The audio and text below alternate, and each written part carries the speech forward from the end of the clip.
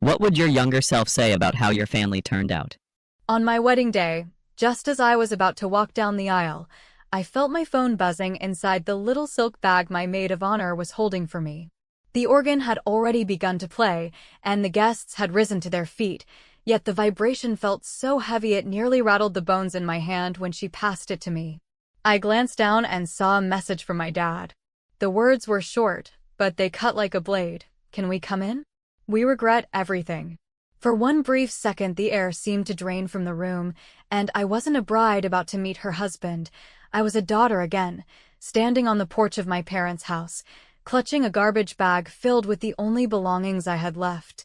while my mom locked the door behind me. That memory has never left, and in that moment it rushed back so vividly I could taste the bitterness all over again. I silenced the phone, closed my eyes, and told myself that the past didn't belong in this church. But you need to understand how I got to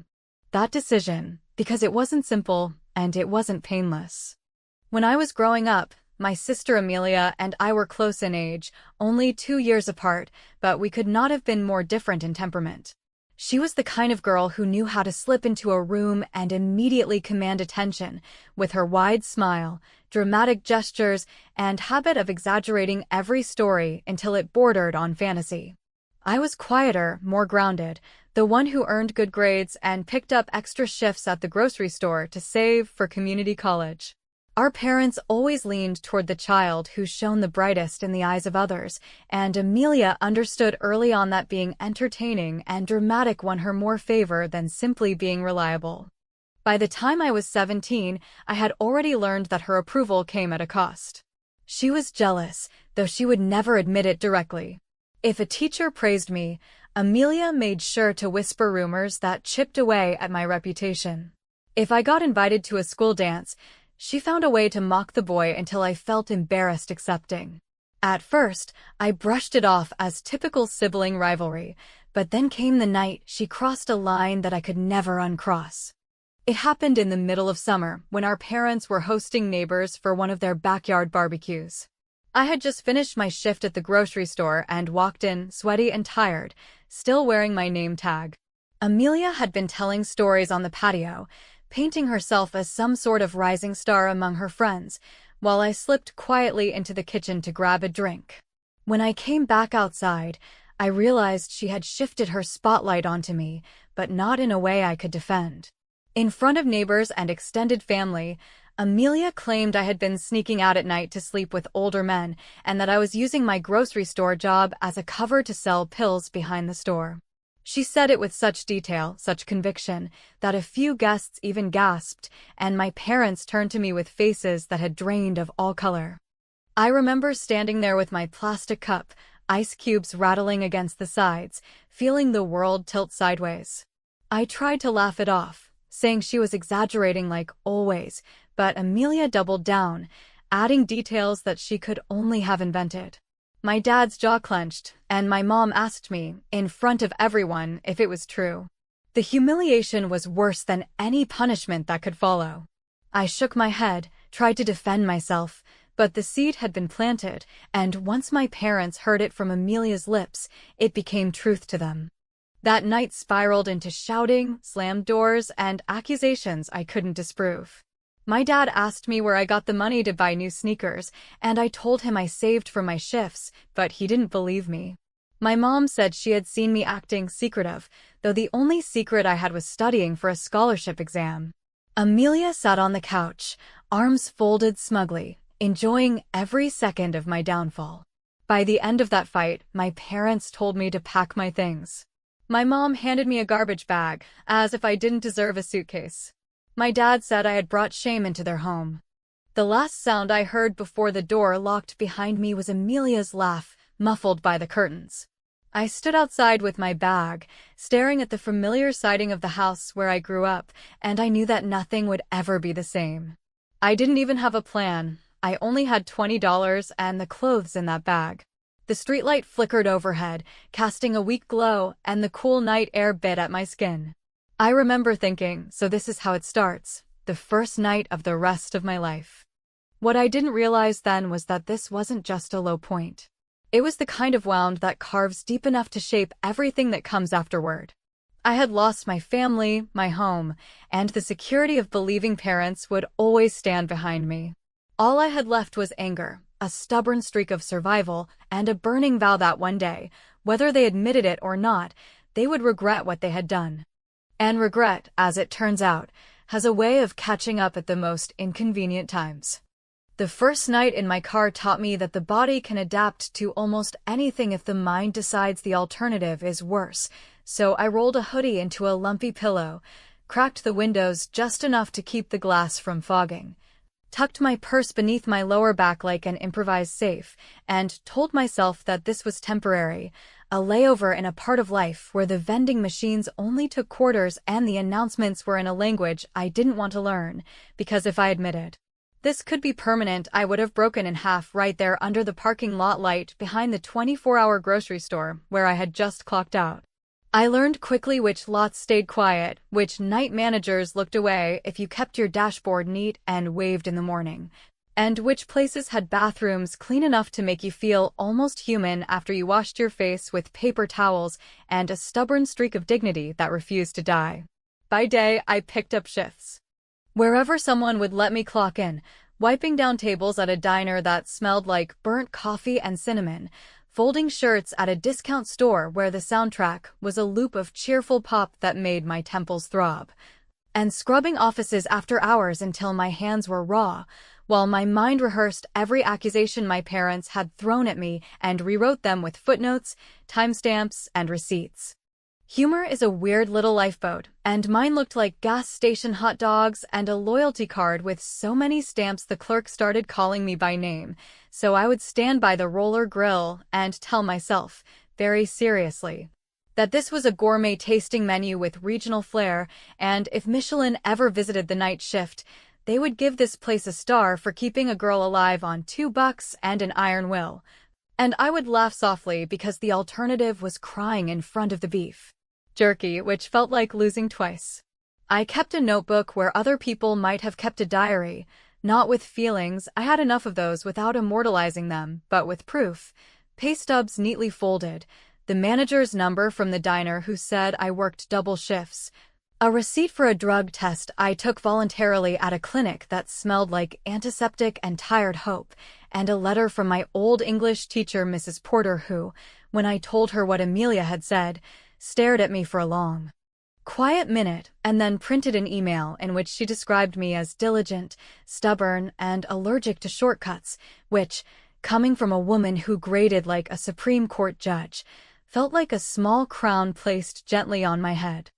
I made quiet choices that looked like nothing and felt like everything, such as switching my phone plan out of the family account, because I realized the line was in my name even though my parents paid it, which meant the number belonged to me and not to them. And while I didn't have the luxury of grand gestures, I could still protect the one thread that connected me to job applications and callbacks and the two friends who hadn't disappeared when things got inconvenient. I found rideshares when the car needed to rest. I learned to nap in 10-minute slices, and I started stacking tiny bricks of stability. One coworker who set aside the last staff meal for me on late nights. One librarian who never asked questions when I printed resumes. One church pantry where the volunteer pretended not to notice how I always chose the heaviest cans because they made my trunk feel less empty.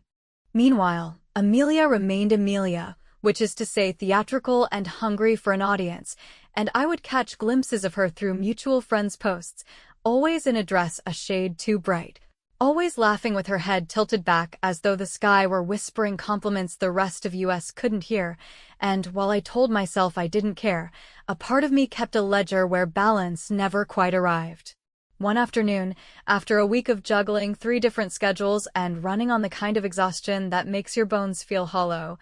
I learned from a former classmate that Amelia was planning to go live from a charity gala to talk about family resilience and making tough choices, which is a very pretty way to say I threw my sister under the bus and my parents clapped, and something in me snapped into alignment. Not rage exactly, more like a crisp click you hear when a tool finally fits the bolt it was meant for. Because my mother had insisted years ago that I set up our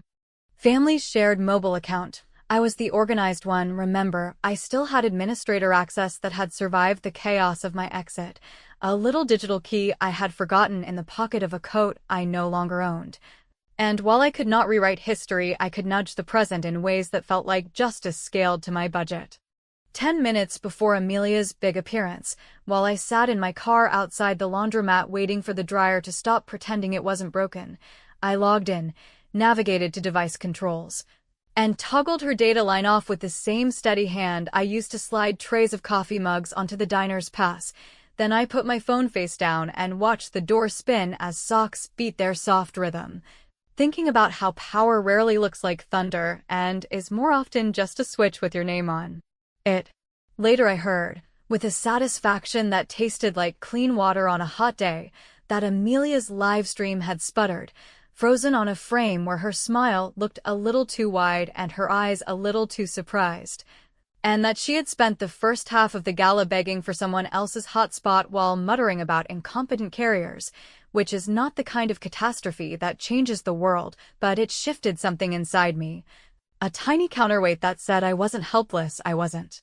voiceless, and I didn't have to accept the script she wrote for me. I turned her data back on that night, not out of mercy, but because leaving it off would have made me petty rather than precise, and precision, I was learning, is a much better friend. That small, almost invisible revenge didn't fix my life, but it sharpened my edges and gave me permission to keep moving with intention, and in the days that followed I felt a new steadiness settle into my steps. The kind that lets you look people in the eye without flinching, because even if they believe the wrong story about you, you are busy writing the true one. Which is exactly when I met someone who looked at me like they recognized the language of survival without needing a translation, someone who offered help without a spotlight and made me wonder, for the first time in a very long while, whether I could build something that didn't collapse the second I turned my back, and I didn't know it that evening, standing under the fluorescent lights of the diner, but that person was about to change everything. He came into my life the way decent weather sneaks up on a gray week, not with fireworks or speeches, but with a clean breeze that makes you realize you have been holding your shoulders too high for too long, and his name was Daniel. A line cook at the diner who had the steady hands of a person who knows knives only cut what you tell them to cut, and the kind of quiet curiosity that makes you feel seen without being scanned. So when he slid a plate across the pass and murmured that I looked like I had not had a real meal in days, I laughed and told him honesty was brave in a workplace where the house salad could qualify as a practical joke, and he grinned, slipped an extra chicken breast onto my staff dinner,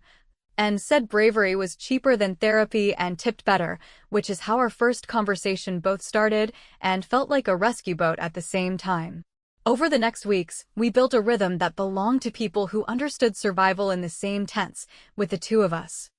swapping shifts, covering for each other when the manager's mood soured like milk, and sharing those tiny victories that matter only if you have been counting pennies and permission slips your whole life, such as a good parking spot, a customer who actually said thank you, and a brand new box of rubber gloves that did not split the second you looked at them wrong, and somewhere between closing time and the smell of lemon cleaner I started to recognize that stability does not always arrive with drums. It sometimes settles in like a dependable song you hum without noticing. Daniel never asked for the full story, which made me tell it, because he listened the way people do when they have their own ghosts filed neatly and are willing to lend you a drawer for yours, and when I admitted the car was more home than vehicle, he did not blink or rattle off solutions like bullets. He just handed me a keyring with a single brass key and said his building had an empty studio for a month while the landlord fixed a leak, and if I wanted a shower that did not require negotiating with a gas station, I could use the place so long as I promised to water the spider plant and pretend it was ours until someone with a clipboard came to claim it. I took that key with the kind of gratitude that scares you because it reveals how brittle you have become, and the first night I slept on that floor, with the spider plant leaning toward the window like a hopeful person, I realized that my anger had been keeping me upright, but it would not be enough to build a life, so I left a note by the sink where I wrote a promise to myself in ink I could not smudge. I would convert every humiliation into a skill, every bruise into a blueprint, every rumor into a receipt. I signed up for a business fundamentals course at the community college because a flyer in the laundromat said scholarships existed for working students who could prove need and grit, two things I could document like a courthouse clerk. And I spent late nights at the library teaching myself spreadsheets and marketing basics, not because I had some grand plan to be the next headline, but because I was tired of letting other people's stories about me win by default. The world has a way of rewarding persistence disguised as luck, and a woman who came in for Saturday brunch every week and always ordered the same omelet noticed the way I kept the place calm when a rush threatened to drown it. And one afternoon she pushed her card across the table and said she ran a small marketing firm that needed someone who could organize chaos and talk to clients without sounding like a robot, which is to say she needed a person who knew how to make bad news feel like a schedule instead of a disaster, and I said I could do that because I had been doing it with my life for months. Within weeks, I was answering phones in an office that smelled like printer ink and ambition, filing contracts with names that belonged on billboards, and translating jargon into sentences normal people could digest. And for the first time since the porch and the garbage bag, I felt myself step from defense into offense, which is a change you hear more than feel, like a train switching tracks. While my footing improved, Amelia remained a parade float of curated drama, floating past on social feeds with captions about resilience and wellness and a new podcast she was launching where she planned to interview women who faced hard choices. A description so galling I had to double-check that the ceiling fan was not actually wobbling from my eye twitch, and the more I looked the more I noticed she had leveraged our family's church and neighborhood network to secure a sponsorship from a regional boutique that wanted a face for their spring campaign, a gig that would have paid her to pose next to handbags and say words like community with a straight face. I would like to tell you I took the high road, but the high road is for people whose names are not still being dragged through mud at Thanksgiving, so I took the clever road instead, armed with the kind of evidence no one expects you to keep, such as the printed email where Amelia bragged to a friend years before about making up rumors to teach me a lesson, the time-stamped messages where she coached a classmate on how to make a teacher miserable, and a snippet of video from the doomed gala night showing her blaming the carrier and belittling a junior publicist to tears when her live stream collapsed. All of which I packaged like a tidy case file with context and dates and a polite cover letter about brand risk that I sent anonymously to the boutique's marketing director through the tip line they had created for community concerns, because corporations love words like integrity until they cost money, and then they love distance more. 2 days later, the campaign announcement vanished from Amelia's feed as if a trapdoor had opened beneath it, replaced by a vague post about focusing on her podcast and self-care. While a contact at the firm where I worked forwarded me an email in which the boutique thanked the agency for the heads up and mentioned reassessing influencer partnerships to ensure alignment with values, a sentence so diplomatic I wanted to frame it. And although small justice does not rebuild a house, it can reinforce your spine. That evening, I walked back to the studio with a bag of groceries that did not involve the roller grill, set the spider plant in the sink for a long drink, and allowed myself exactly 5 minutes of satisfaction before opening my laptop to finish a grant application for the college's certificate program, because revenge tastes best when chased by progress. And I had no intention of letting my life stall on a victory lap. I had not planned to fall in love, since love seemed like a luxury purchase better suited to people whose families sent them care packages and casseroles. Yet there was Daniel, showing up with spare blankets and bad jokes and a willingness to sit on that studio floor while we ate takeout and mapped timelines the way some couples plan road trips, and one night, under the sort of quiet that tells you the building has finally decided to sleep,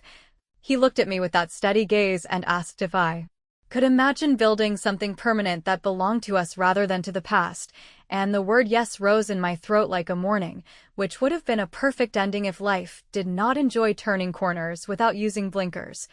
Because the very next morning the firm's largest client asked for an emergency pitch on a brand refresh for a faith-based nonprofit that wanted to repair a damaged reputation in the community, and when I read the brief and saw the board chair's last name, my stomach dropped, since it matched my father's exactly. The brief on my desk looked harmless at first, just another client request with the usual jargon about community engagement and brand alignment. But when I saw the last name at the top of the board roster, I froze as if someone had poured ice water straight into my chest, because there it was, written in neat block letters that no one else in the office would notice. The same last name as mine.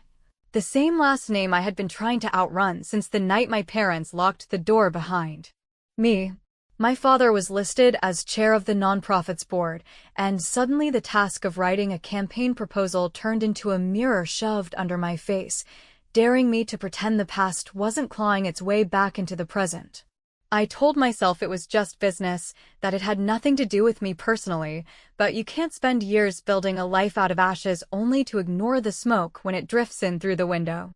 In the meeting that followed, I sat perfectly still while the account director explained how the nonprofit had faced challenges in public trust and wanted a narrative that showed renewal and honesty, and I had to bite the inside of my cheek to stop from laughing. Because if there was one thing my family never specialized in, it was honesty. While my colleagues brainstormed cheerful slogans and campaign angles about second chances, my brain was replaying the sound of Amelia's smug voice inventing lies about me on that summer evening. The way my mother folded her arms as if the verdict had already been signed, and my father's voice, heavy and absolute, telling me to leave. Now that same man was asking me, unknowingly, to package redemption in a way that could make his organization look trustworthy again. For several days I wrestled with the assignment, torn between a professional obligation to deliver what the agency needed and a personal desire to twist the knife in a way he wouldn't forget. Daniel noticed how quiet I had become, how my hands lingered too long over the same pages, and one night, while we sat in the kitchen of the studio eating stir-fry from paper containers, he asked me what was wrong. I explained without giving away every detail, careful not to drown him in the history he had never asked for, but enough that he understood this was not just another job. He leaned back, crossed his arms, and said something I didn't expect. Maybe this is your revenge, not the obvious kind, but the kind where you prove you can shape the story they can't control. His words hit me like a stone skipping across water, because I realized that revenge doesn't always have to be sabotage. Sometimes it's as simple as showing them you can do what they never believed you could. So I threw myself into the work, crafting a campaign that drew on my own survival without naming it outright, weaving themes of resilience, of finding stability after betrayal, of building trust not through appearances, but through consistent actions. I used phrases I had whispered to myself in the car when the nights felt endless. I structured messaging around the idea of accountability being stronger than denial, and when the presentation day arrived, I stood in the conference room with slides glowing behind me, delivering every line with calm precision, knowing that while my colleagues heard only strategy, my father, sitting at the far end of the table, not recognizing me at first, was hearing his daughter's voice layered into every word. When his eyes finally widened in recognition, it was not triumph I felt, but something quieter and sharper, like the click of a lock finally opening. After the meeting, he approached me in the hallway with a look I had never seen on his face before, a strange mixture of pride, regret, and hesitation, as though he wanted to speak but had lost the script. He cleared his throat, muttered something about the presentation being impressive, and then stopped, unable to finish. I simply smiled, thanked him like he was any other client, and walked away, leaving him standing under the hum of the fluorescent lights, clutching his folder like a shield. For the first time, the power balance had shifted, and I was the one choosing silence while he scrambled for words. As weeks passed, the campaign launched and succeeded beyond expectations, earning praise in industry newsletters and drawing new donors to the nonprofit. But what mattered more to me was the quiet satisfaction of knowing that my work, my skills, my persistence, my refusal to be erased, was the very thing keeping his organization afloat. Meanwhile, Amelia's podcast withered in obscurity, her online presence shrinking into vague motivational posts that drew fewer and fewer likes. My parents didn't reach out, not then. Not directly, but I knew they watched, because small comments trickled back to me through extended relatives, hints that my name was suddenly being spoken with caution rather than contempt. Then came the night Daniel proposed, not with fireworks or a rented skyline, but in the simple glow of our small apartment, kneeling on the worn carpet with a ring that wasn't flashy, but fit my hand as though it had been waiting there all along. I said yes with a steadiness I never thought I would have, and for the first time since the exile from my parents' house, I felt not only that I had survived, but that I had created a life where survival was no longer the only measure. And just when I believed the past had finally quieted, the invitations for the wedding went out, names addressed carefully, envelopes sealed with the kind of excitement that trembles in your hands, and I told myself they would never see one. Yet on the morning of the ceremony, just before the music began, my phone buzzed with a message that reminded me the past never stays buried. It only waits for the right moment to knock on the door you swore would stay shut. The morning of my wedding began with the kind of stillness that feels staged, as though the world had conspired to press pause so I could hear my own pulse against the soft fabric of my dress, and while the stylists busied themselves around me with pins and brushes, I could not help but think of the countless mornings I had woken up on the hard seat of my car, with hair knotted from restless sleep and the taste of disappointment lodged in my throat, and how astonishing it felt to now sit upright with a diamond ring glinting on my finger, surrounded by women laughing as they curled my hair, all of them oblivious to the fact that beneath the laughter there pulsed an ache that no amount of powder or perfume could erase. The church smelled faintly of lilies and polished wood, sunlight pouring in through the high windows and shafts that made the dust look like confetti already hanging in the air, and I reminded myself again and again that this day was not about the past, not about Amelia's lies or my parents' silence, but about a future that I had fought like hell to secure. The guests began to arrive in a rustle of silk and murmured greetings, the pews filling with faces both familiar and new, and as the clock crept closer to noon I caught sight of Daniel at the front, his shoulders squared, his expression a blend of calm and awe.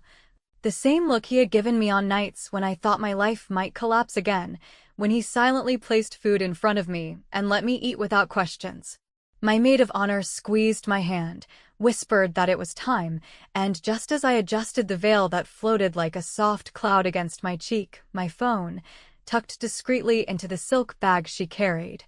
vibrated with an insistence that cut through the music swelling in the sanctuary. She handed it to me quickly, assuming it was some last-minute coordination, and for one heartbeat I considered ignoring it, but instinct pushed my eyes downward, and there it was, a message glowing across the screen.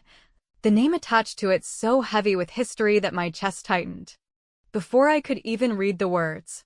"Can we come in? We regret everything." The message was short, almost cowardly in its brevity, and yet it detonated inside me with the force of every slammed door, every accusation, every night spent convincing myself I was not what Amelia had called me. In that moment the air thickened, the lilies smelled cloying, and the organ seemed to grow louder as though mocking the silence between my parents' words and actions. My father's name at the top of the message was almost too much to process, because it meant both of them had discussed it, had chosen together to reach out not with presents, not with apology years ago when it might have mattered,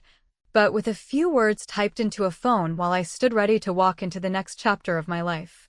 I felt the weight of every possible response press against me. I could tell the ushers to let them in, to see their faces break when they realized the magnitude of what they had done. I could type back a single word, maybe no, or something sharper that would echo the rage I had stored like a battery all these years, or I could do what I had done on that night long ago when the door closed behind me, which was to move forward without waiting for their permission. My maid of honor asked softly if it was important, and I shook my head, slipping the phone back into the bag, pressing the side button to silence it, and feeling the small click as a declaration louder than any speech I could give. As I stepped into the aisle, the guests rose, their faces glowing with expectation, but in the corner of my mind I could see another scene overlaid, the porch with the garbage bag of clothes, the locked door, Amelia's smirk. The two memories collided so violently that for a second I thought my knees might give out, but then Daniel looked at me, his eyes steady and unflinching, and I felt anchored again. Not because the past had disappeared, but because I had finally decided it no longer dictated where my steps would land. The sound of my heels on the polished floor became a rhythm, each step pulling me farther from the silence that had once been forced on me and closer to the silence I now chose for myself, the silence of refusing to answer, of refusing to let regret rewrite what had already been lived. The ceremony unfolded with the usual mixture of nerves and joy, vows spoken with voices trembling not from doubt but from the sheer gravity of promises finally fulfilled, and when Daniel slipped the ring onto my finger, I felt not only the bond of marriage, but the closing of a long, jagged chapter that had cut me open more times than I could count. The applause that followed was thunderous, but beneath it I could almost hear the faint buzz of the phone still silenced in the bag, a reminder that outside those doors my parents were waiting, perhaps pacing, perhaps clutching each other, perhaps hoping that the daughter they had discarded might extend mercy. Yet I knew then that mercy, like love, could not be begged for in a moment of convenience. It had to be earned across years, and they had never even tried. Later, at the reception, between toasts and laughter, I slipped away to the quiet of the hallway and pulled out the phone, staring again at the words my father had sent. I hovered over the screen, debating whether to respond now that the vows were spoken, but I found no words that could bridge the gulf between exile and forgiveness, so I did nothing, locked the screen, and returned to the laughter of friends who had become more family than blood. Sometimes the loudest answer is the one never given, and that silence, chosen deliberately, became my final revenge. I do not know if I will ever forgive them, and perhaps one day regret will feel less satisfying than reconciliation, but for now, the door they closed so many years ago remains closed on my side as well, and in that choice lies the freedom I had been searching for all along.